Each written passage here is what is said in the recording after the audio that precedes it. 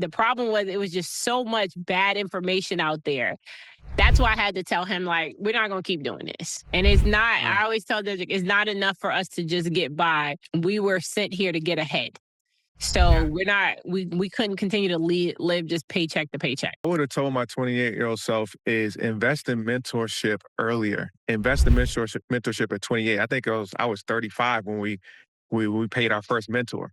So find that out at 14, as an impressionable age, obviously I was shattered, my confidence. I was just like, man, everything I believed in life, I thought was a lie at that moment. I adopted a victim mentality, right? Even though I was on an upwardly mobile path, I was in private school on a full scholarship, I was now the victim, right? And I carried that with me for many years. And I blamed everyone else, right? And it wasn't until I went to therapy, maybe 15 years later, I went to a therapy course, and it really made me come to grips that, hey, you're holding this in. You're holding this anger towards your mom and people not telling you who your real birth father was. It's just something that happens, right? It's not anyone's fault, but you've been playing a victim.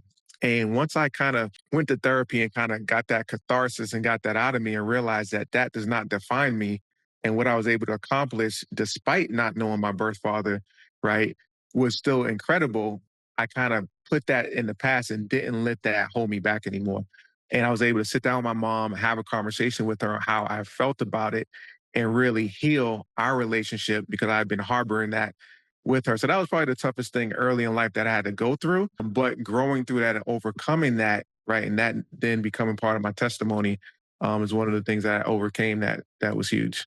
That's awesome. Thank you for sharing that. That's mentorship and having someone who's done what you're trying to do or is doing coaching you, right? So when I met my husband, he was not for paying. He couldn't believe in paying someone to teach him how to do something. He was like, I can go online. We can go on YouTube I didn't and understand figure how this you out. first met. What I went through at that point, I learned the value of If you had a mentor, it could have saved you exactly in that situation. So I learned how resilient I was and how strong I was. And I knew I was always a strong individual, but at that moment, that was my weakest. So I also learned how failure doesn't mean final. And I might have failed at one aspect, but it's helped me now to go on to something bigger and better. That was for a moment in a season. That season and that moment had passed. So I wasn't going to make that my final, that kind of final version of who I was in anybody's eyes. So from that point, and Dedric has met quite a few people who were in my plays, and they'll be like, yo, that was the best time of my life. Wait, I met the guy at a wedding. Yeah. So they had a wedding recently last year in Rhode Island, and the guy who stole the money was there. And, they shook hands and they've reconciled. I'm like, you are a big person because I would have had a little fisticuffs going on with her. But no, she's over it now. Yeah. Take us to that moment of mentor in the next 1 to 3 years after you started to get this mentorship. What happened? So we had paid our first mentor. It was about $5,000 to teach us flipping because we thought that's what we wanted to do. And then she said how much capital we needed for flipping. We said, okay, so we can't flip right now. And she said, no, you guys need to get into something that's called wholesaling. Okay. And she told us about wholesaling. That way you can build up your capital and then you flipping. So we said, okay. So she said, hey, here's a boot camp, a marketing boot camp that you can go to. It's in St. Louis, and then you can learn all about wholesaling, all the different exit strategies. We said, okay.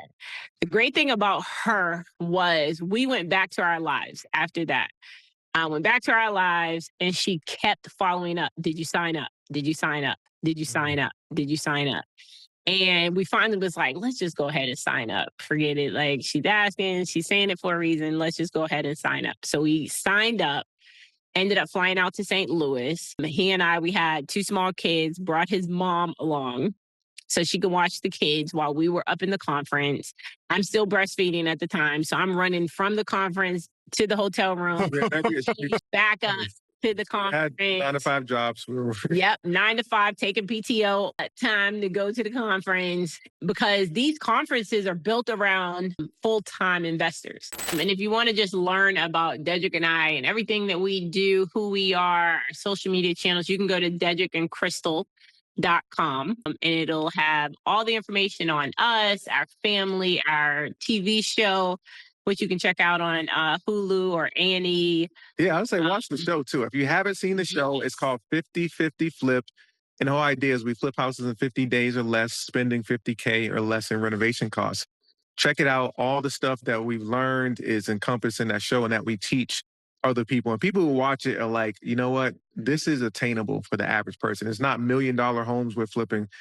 Anyone's like, hey, I can get together 50,000 to do my first flip. And then we renovation. also teach you how to get Nice. together, how we got it together, right? How we secured the funding for deals. We are actually teaching that. So we're some of the first time people are hearing about private investors or hard money and using the funding. business funding, business credit. They're hearing about it on our TV show and realizing like, oh, I can use that. I can do that. So we are very big on when we got the TV show, we said, listen, we're not going to be the millionth flipping show because we're not flippers. The first time we ever flipped this show, I flipped a house on the TV show.